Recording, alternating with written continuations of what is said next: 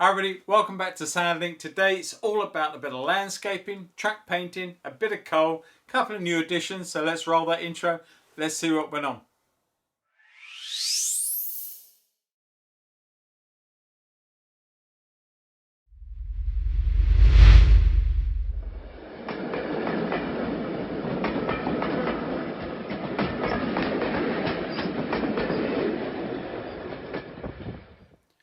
Hi guys, welcome back. As I said at the start, it's all about the start of a bit of landscaping down and around the Sandling area, some track painting, and also a little bit about how I go about creating my coal loads. So there is also a couple of nice new additions to the layout. So without further ado, I just want to say thank you to all my subscribers that have come on board since the last video, and all those that continually support the channel. Thank you very much. That is fantastic. If you do like this video, if you like those that you watch, give them a thumbs up at the end. Give it a like. No, that's the same thing. Give it a like, give it a thumbs up, subscribe if you're not a subscriber, and always leave a comment if you don't mind. That'd be fantastic. I'll always answer them. I enjoy reading them. So without further ado, let's get on and let's see what happened this month at Sandling. Take care everybody. Happy modelling. See you in the next video. Bye bye. Hi guys, welcome back. All day I have been painting the rail.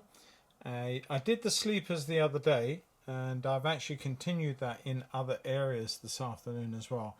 I just wanted to show you the result of the painting of the track itself. And I've cleaned the top off, but it's taken ages, as you can well expect. I worked on Tim's method, which is using the Valero 71069 Rust, which is the one that he recommended that he used for his.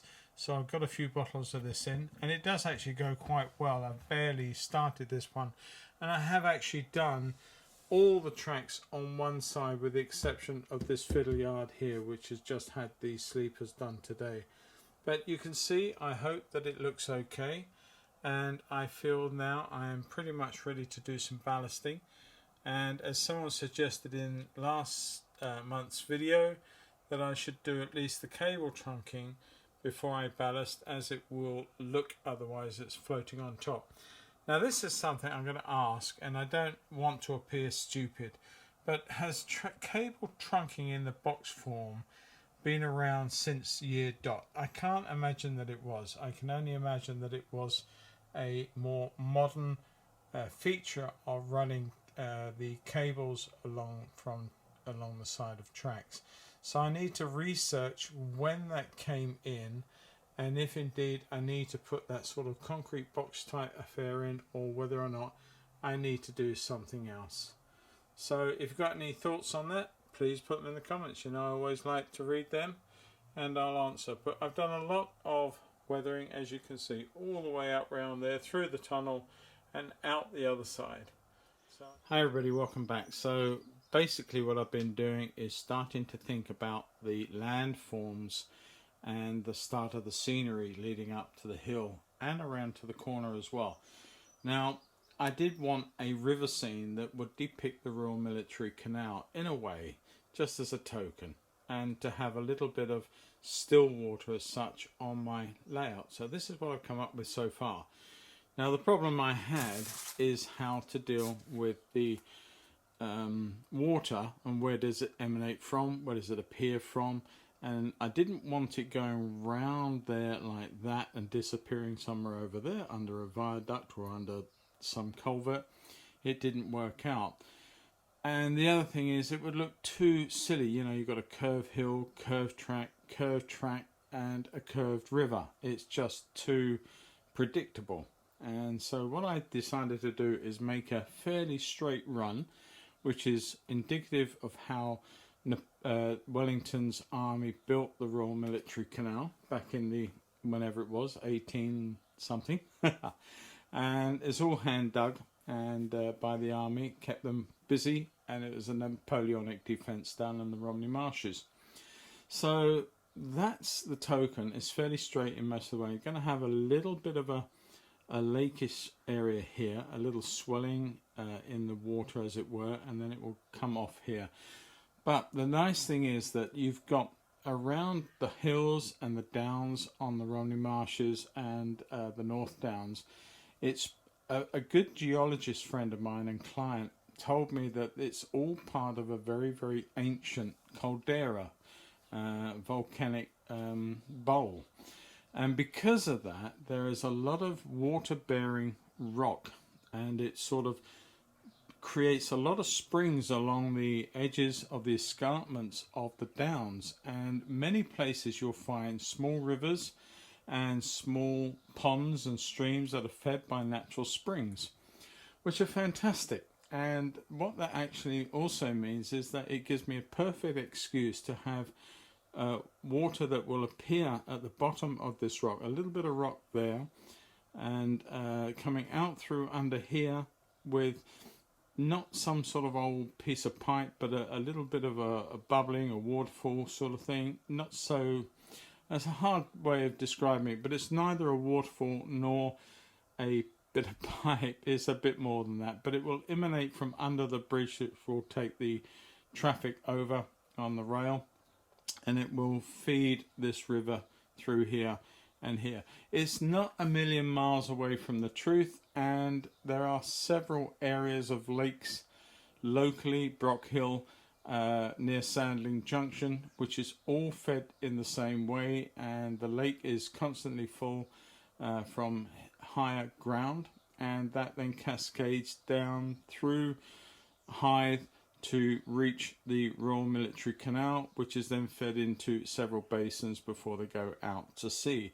So as I say, it's not a million miles from the truth, and therefore I feel totally justified into having what would seem to be a river emanating from a hill, because actually that's how it happens. So there you go. I'm going to carry on with this and get some of these forms changed a little bit more, get them ready to start gluing down, and then we can start the process of wrapping them in bandage. Catch you all later.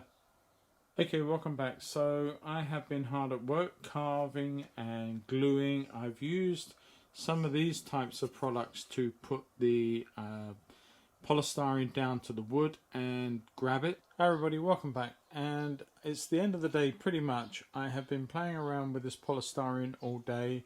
I have been cutting and shaping and planning the scenery, and I have, I think, pretty much sorted it out. There's my river canal scene. As I said earlier, it goes up and it will disappear under the bridge. There is a little mock cardboard bridge there for the moment to give you some sort of idea of how that might look. And the area there, which is going to be sort of the, I don't know, a little bit of a reservoir of water in there. And then we'll come across to a park area here that can be accessed from the road and under the bridge up and away there. And of course we've got High Station. Now I have done a little bit of this along the back here too. I've taken that into that far tunnel. So that will be set up now and painted and decorated. This is all nothing at the moment, just sitting there. But one other thing I did do today is that I created this other corner, this a lower hill with a little access road coming down the side and disappearing through the wall there. If I can make that happen. But it's going to feed a road coming up to a church on the hill, and I quite like that idea. I did contemplate, and still could contemplate, a little bit of the Dover Castle, but I think that I've got enough going on here. So Dover is not Folkestone, it's out of my area, so I think I'm quite happy to put a church on the hill and call that a day. And that can overlook Folkestone Harbour coming down through here. There's a big town of Folkestone, of course. If I wanted to, I could put that as a whole big town scene overlooking the harbour as it is today, but I'm not going to do that either. Anyway, I am now going to start laying some plaster bandage on the whole of this, so that will be the next part of this update. I'll catch you all very soon. Enjoy your modelling. I've had a fun day today, I tell you. So there you go. Another last look of the way it looks, and let's crack on. More later. Bye-bye. Well, I've got some warm water. I've got my rolls of plaster bandage or mod rock, and I have got enough because over there is a great big 33 litres ready useful box full of it. So I don't think I'm going to be running out anytime soon. So I'm going to get on with that, and yeah.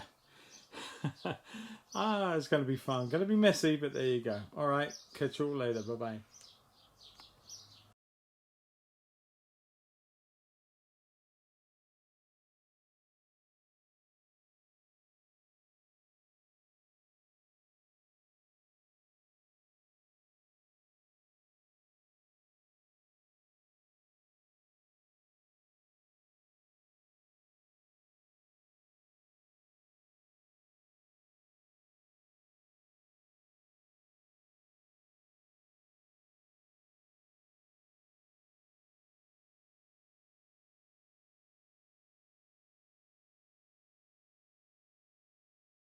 Okay, everybody, so welcome back. Now, last update I've done all the cutting and gluing down.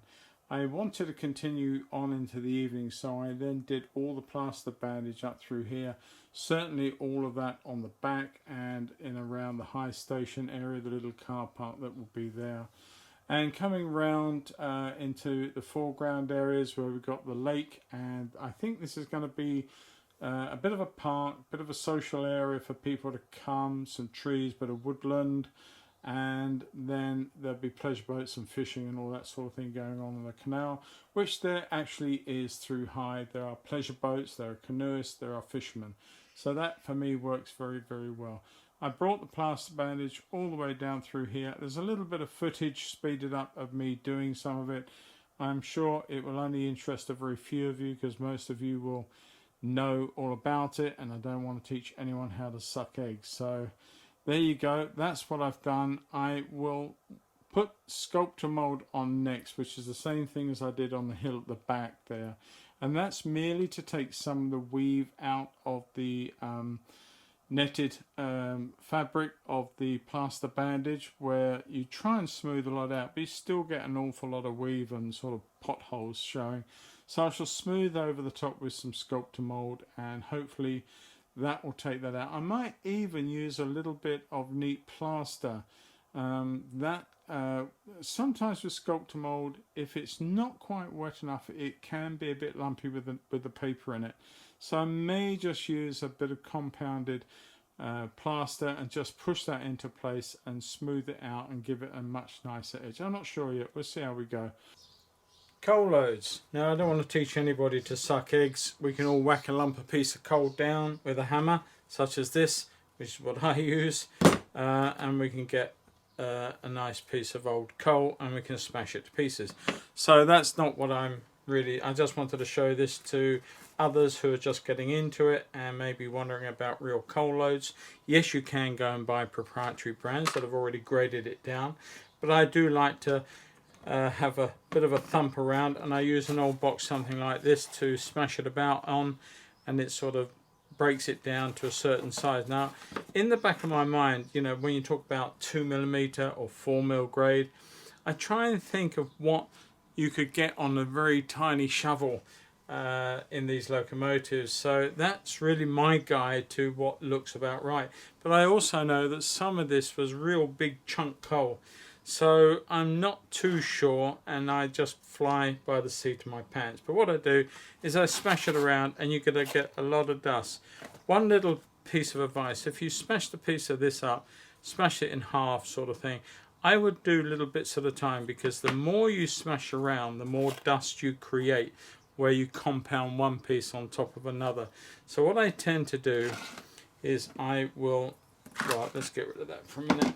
What I would tend to do is I'd pour all my smashed up pieces into one packet like that. I can do the same with this. This has been not graded at all. This is just a heavier chunk on top, and I'm going to pour all of that into one pot. Now what I would tend to do now is just sift out the dust. So pour so much in. Right, so you're going to get one or two pieces that jump out like that.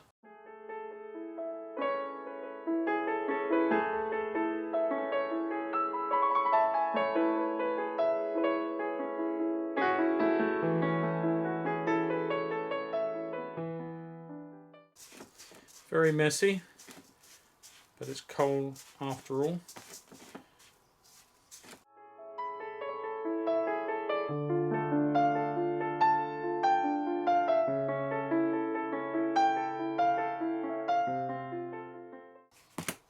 Pour the rest of that into there. We've got all sorts of sizes in here, but basically they will not go through that sieve. So, and let's put that in there as well, because that's already been done. Now, if at the end of the day you feel this stuff in here is just too big really to put into a locomotive or a wagon, then put it back in here and give it another bash. But all of this stuff here, this is all good for other uses. As I say, I can put them into a dirty yard, just clean that up, get rid of that. Let's pour some of this, if we can, into here.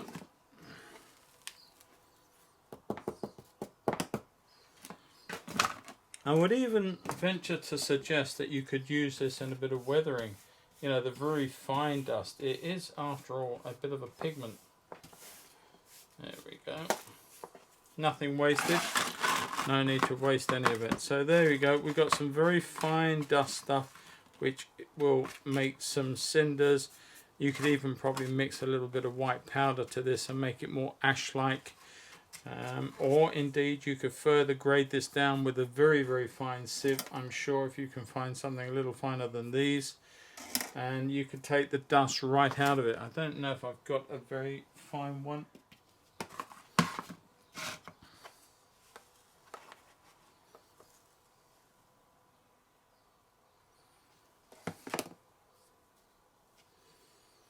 I think it's going to give me and yield another grade, so we can actually get some real fine dust out of these and leave the slightly larger pieces, which I'm sure could be used somewhere.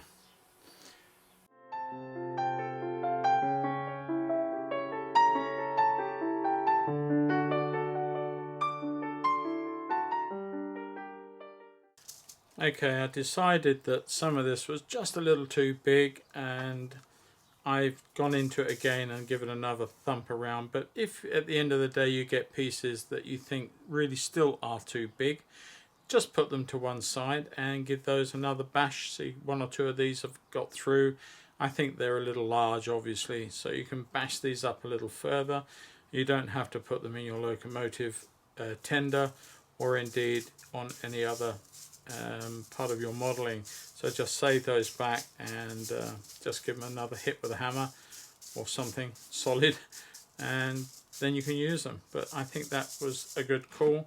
I'm just going to take that, put that in there. So that really is for my locomotives and indeed my wagon loads.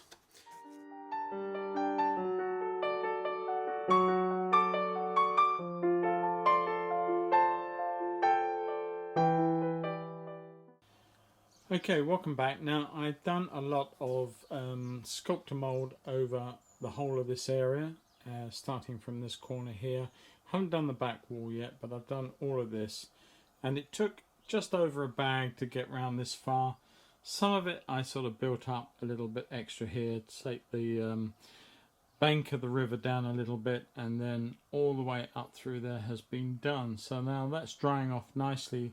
What I'm going to do, I think, is play around with some grout, tile grout, some brown tile grout that I've got. I've had it for a long time. I'm just going to sort of try and put some on, smear it over. I'm going to add a little bit of white glue into that as well, and just see how we get on with that. So that's my next job, and hopefully it may save me some paint and mucking around on some of the sculptor mold and bring it into less of a bright white look. Okay, so that's the next job. Catch you all soon. Bye bye. Okay, so what I'm doing now is I'm just mixing up some tile grout in here.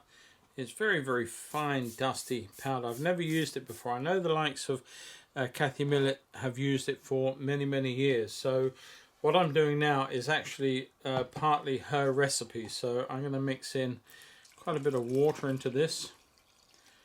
This is all trial and error, to be quite honest with you. I have no idea if that's too much. I can always mix more tile grout to this, I got a sneaky suspicion there is way too much water, but there you go. It may soak in, I don't know. Give it a good sorting out. Yeah, I really think there's a bit too much water because I want to put some white glue into this too, just to help it out. Let's see how we get on. It may thicken. It's really quite nice and brown. It's good. Now you could put some grey into this, you could put some white into this and other colours. I'm just sticking to the brown at the moment. I'm just maybe trying to put this on to smooth out some of the detail that the sculptor mould has put in. I put in some white glue. Mix that all in, and I will probably be putting in some more tile grout. But the white glue will help set the grout as well, so I want to give this a very thorough mixing in. I think I could have picked a much bigger spatula to do this job with, to be quite honest. It's all a learning curve though, isn't it? So I'm going to put some more tile grout in. I'm going to be a little more careful though this time. Don't put as much in as I did the first time, just to thicken this out a little bit. Okay. I may just put a little bit of grey in. Some old grey from the bathroom, actually. So hopefully it might. It's a pale grey. Just mix a little bit in. May not be so good. It's quite old, and I think it's sort of got a little bit lumpy. Well, we shall see.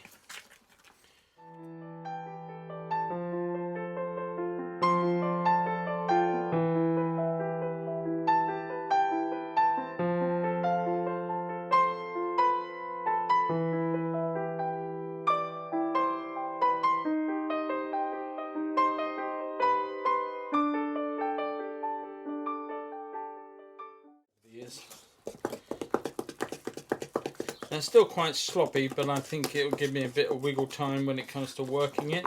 And I really do only want to sort of spread it over the top. I don't want any heavy layers. So I think we can give that a go, see what it's like. I can always come back and add more to it. Okay, so I've come over with the mix, and I had nothing else to put it on easily with. These are two of my brand new palette knives from my painting. But I think that this will work just as nicely as well. So I'm going to spread this over best I can. Now, I suppose in a way I think that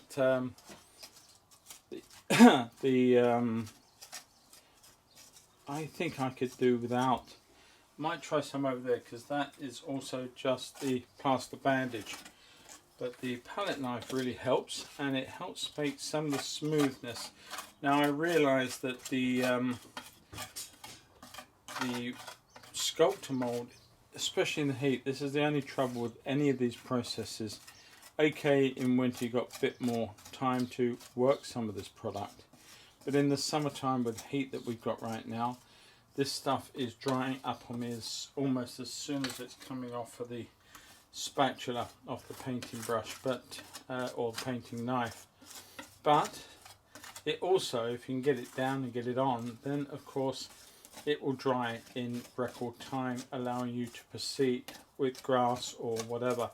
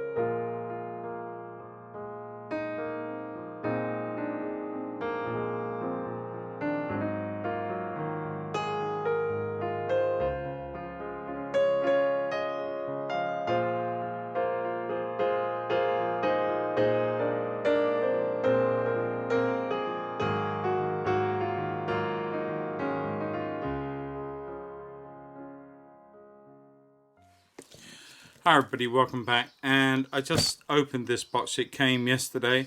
Been excited to do that. It's something I've been waiting for, but it's a new addition to, or a couple of new additions to the layout.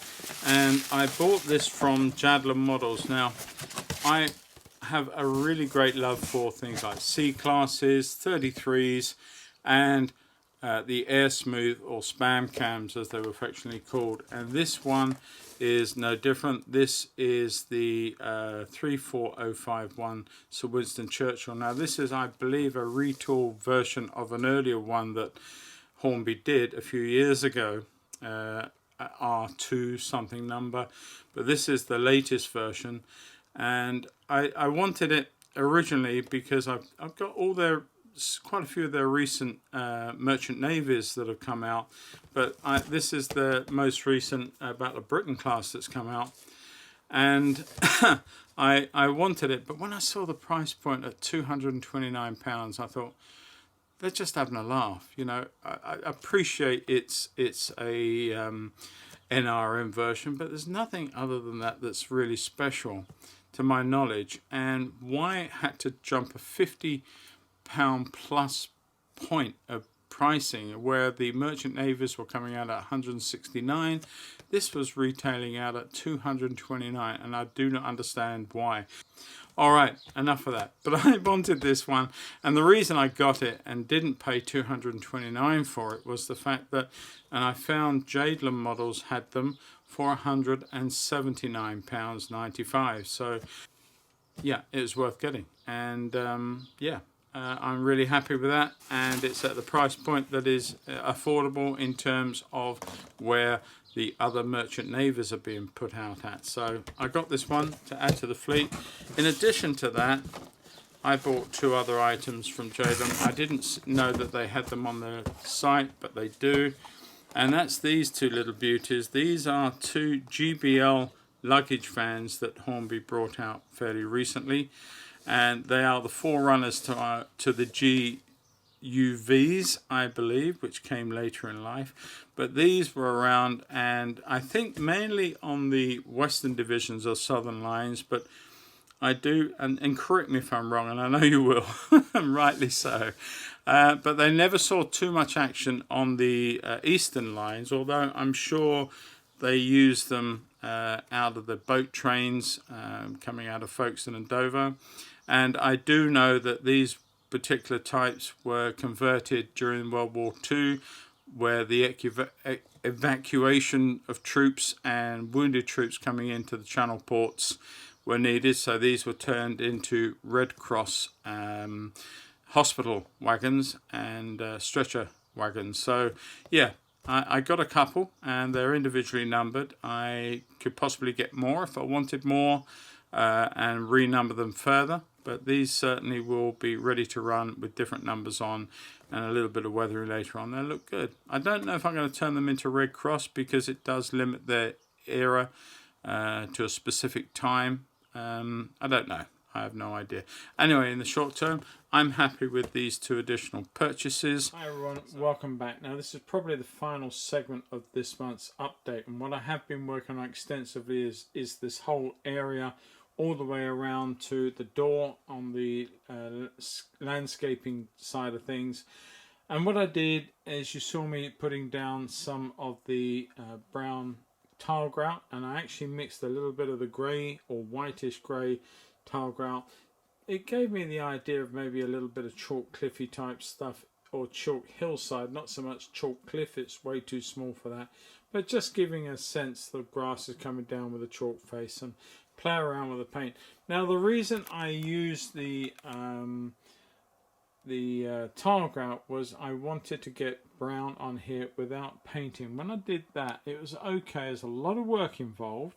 I put on the bandage, of course, and then I put the sculptor mold on, and then I put the paint on. Here I felt that I wanted to try two areas. As I said, I put this on here. Now this already has sculptor mold on. It's quite rough, quite lumpy, so I put on the tile grout, and then I smoothed it over just before it set with my fingers. It really worked a treat. Here I tried it on purely straight onto the plaster bandage. It worked just as well. So it will mean to say that I can use tile grout straight onto the bandage in future, not needing to worry about putting sculptor mold on. As to what is the most economical, I couldn't really say. I think that a packet of tile grout is not cheap. I'm not sure what I paid for the one I bought, but I think when you can buy a £3 bag of sculptor mold quite inexpensively, or I'm not sure how much that is either, but I'd have to look it all up. But I think it's probably all horses for courses. I just feel that I didn't have to paint this afterwards, and I just molded it where I wanted it, and I think it worked. And what I did at the same time, and there's a little bit of footage you saw with me setting up this. Now this again is this is the water cascading through the rocks, which are seeping through the hills, coming down through here. There's going to be a little bit of a pipe through there and a little bit of ditch water in there. And at the moment I've just got this one done where I've got some stones from the garden, some small pebbles and some roots that are in the water as well. And then this here is another tracking down. But I think this, I'm not quite happy with this. I'm going to take some of these stones out, reset them with smaller ones. I don't feel that you'd have such big ones. They look out of scale. So before anyone says anything, I probably will take that line out, or take some of them out and replace them with smaller bits and pieces. Anyway, enough of that. I'm going to try and do a bit of running for you just to conclude. And I like to see some trains running at the end of the video, so I'm going to get on with that, and hopefully it won't be too long before I can get this edited and out to you. So enjoy, have fun, place any comments you like on the topic that we've been covering in this update, and I'll catch you all in the next one very, very soon. Stay safe, happy modelling, all the best guys, bye bye.